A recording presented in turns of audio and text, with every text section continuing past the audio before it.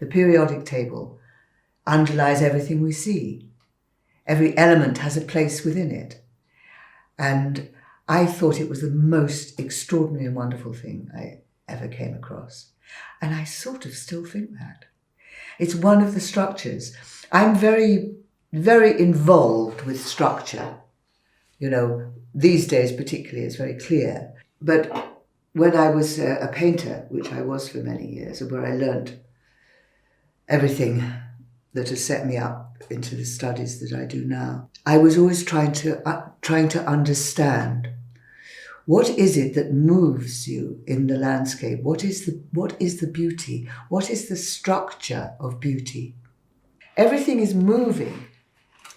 Nothing stays the same. You know, you think you've got a hexagon, and then it turns into who knows what. Something which is a little bit like music. You know, it sort of tumbles around. It doesn't really matter. I mean, I can't really do it from here. But it turns into what is called sculpture. From the 2 dimensions of the flat hexagon, it becomes a 3-dimensional piece, which is there for people to enjoy with, you know, from the heart. Before all of this, for a few short years, I was a journalist, and I was filled with ideals about journalism. I was working at that time on writing the captions for photographs. I was doing picture news. It's quite jolly work. I had a lovely boss, super bloke. He was fun. He was also a tyrant. Most people were terrified of him. I wasn't. I thought he was, you know, it was good. I had this good relationship with him. I happened to be alone one day in the office, and I sorted through the incoming photographs and picked something that I thought really told the story. It was one of our royal family visiting the slums. And it was a picture of them in the slums. And I thought, that's it, it's great, you know, ta-da. Along came my senior and said, what's all this, you know, what are you doing? No, we need a close-up, glamour shot. And what was then syndicated around the newspaper world from my desk, or the desk I was working on, was this glamour shot. I mean, any illusion I had about the world and about journalism fell from my eyes, so to speak. And I thought, right, I need to leave. And he said, leave when you want, it's fine, I understand. And he allowed me to leave that day. And about 2 days later, I got on a bus and rode through Europe all the way to Greece, to Athens. It took about 4 days. And that's when I really started to be who I really am. That's when I started to discover I was actually looking for something of deeper meaning in the world. So when I got to this island, I surveyed it. I went up to a high point and surveyed and thought, where are there likely to be caves? And I sussed out where there were likely to be caves from the way the strata of the rocks lay. And I was right. I walked the 2 miles from the harbour and found a cave. And I thought, I'm just going to wander around Greece for as long as my 50 quid will last me.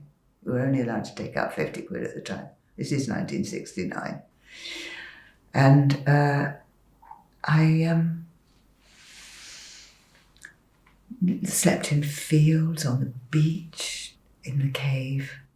And for luxury, I went to the youth hostel in Athens, one of the 2 youth hostels there. So I would actually sleep on a real mattress, sort of, as real as it gets, with bunk beds that are 3 tiers high, you know. But it was fine. I think there's a link between everything. I'm after singularity, same as Stephen Hawking and all that lot. Singularity, the union of everything. In a way, that's what art really gives you. I mean, really great art will make you feel singularly complete. The fact that my work takes on, mathematical appearance, shows that there is, anyway, between my work and art, mathematics is very clearly connected. The piece that I'm going to be involved in making tomorrow, it concerns whether light is a a wave or a particle. And of course it's both, and it's shown to be both in the sculpture. And looking at it from one direction, you see light going through dark matter as a wave, and at other times you see it as a series of particles created by slotting pieces of steel together. And within that form you see the wave or you see the particles, depending on which way you look at it. I'm going to be involved with young people in I hope, inspiring them to see the connection between things and the importance of structure in everything. And structure in our society, which is a little bit falling a bit apart at the moment, but one of the fundamental aspects is education, which I hope I will be able to contribute to, hopefully for most of the rest of my life. I want that to happen through my art. I want their hearts and minds to be opened. And to be opened in a spirit of generosity. It's always to do with sharing. It requires much more funding, and I think particularly in primary schools, because that's where it all starts. That's where it makes it, if you like, a fair ground for all children to be sparked off by it. But I'm actually, coming from where I come from, for me pencil and paper will do. If we can't even have pencil and paper, we're done, you know. Nobody wants to always be faced with these terrible deadlines. And as for the educators in the classroom, they have to be able to go with their own creative flow as far as teaching is concerned, which sometimes means stepping aside from an absolutely strict curriculum. And the word education comes from two Latin roots. One is ex, which means out of, and ducare, to lead. So education means to lead out. And the real work of the teacher is to reach in to the person and help them pull out of themselves what their response to the world is.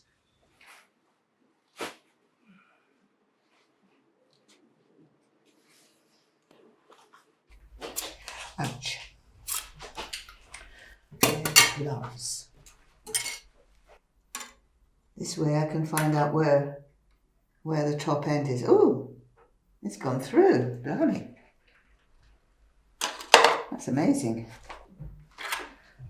It will hold. Gloves. Before you totally ruin yourself. This kind of pinches the tube together and keeps the rod in the tube.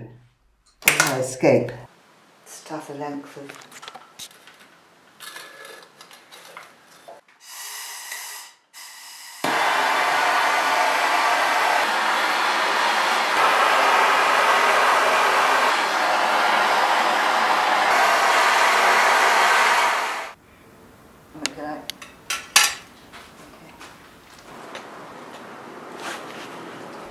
So although I spend enormous amounts of time by myself, very focused on whatever it is that obsesses me that day, that week, or that project. But once the thing is done, you know, when you step back, the idea, of course, is to provide something which can be shared and which will help people to open their hearts and minds so that they can enjoy being human.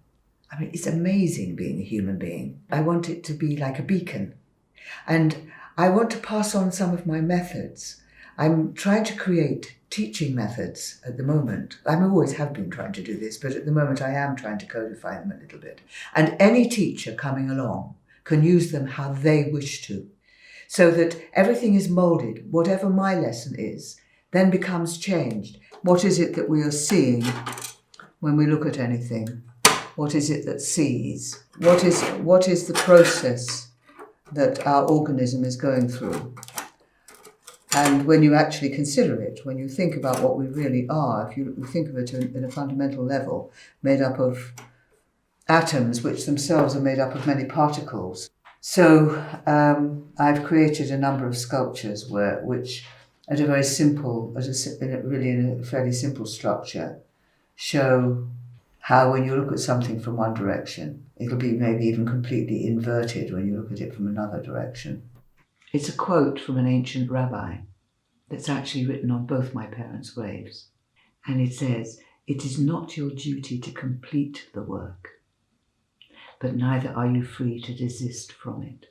And that really means that every human being is kind of a brick in the great building of humankind. And we all have to participate. And whatever it is that we do will alter the shape of what the resultant humanity is.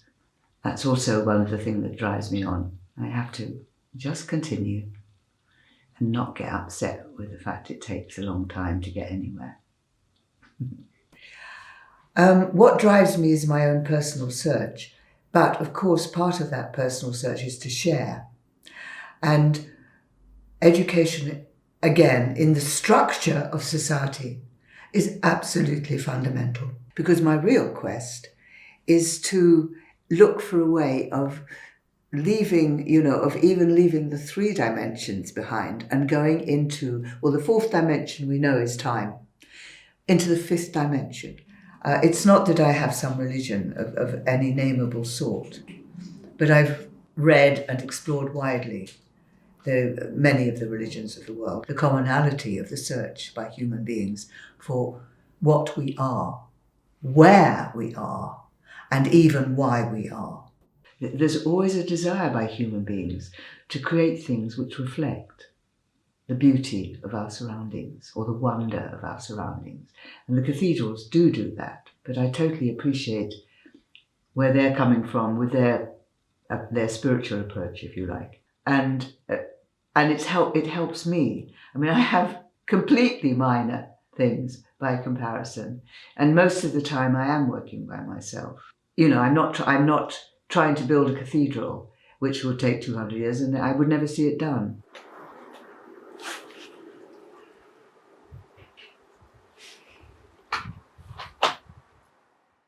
I didn't think that I had anything particularly that I could share or express through art as such. I did it to exercise my brain.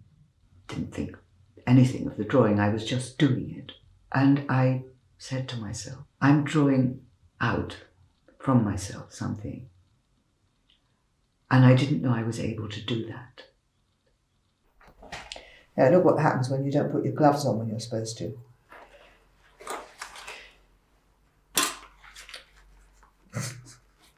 No. Blood all over the floor. Right. It's a hard fight.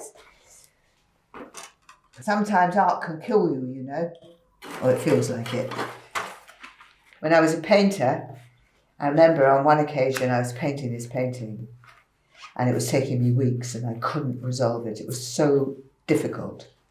And I actually thought the blooming thing was trying to kill me. I went slightly wild. I got through it in the end. I managed. I left it, I hid it out of view for several months. Went away, did a completely different painting, which was a successful one, funnily enough, and went back to the one that I thought, and managed to finish it, which was really good. So there you are, persistence. And I thought to myself, if I can hold up one small candle, a tea light, that will just light the way for one other human being, it will be worth my while to expend all my energy on trying to do so through this art.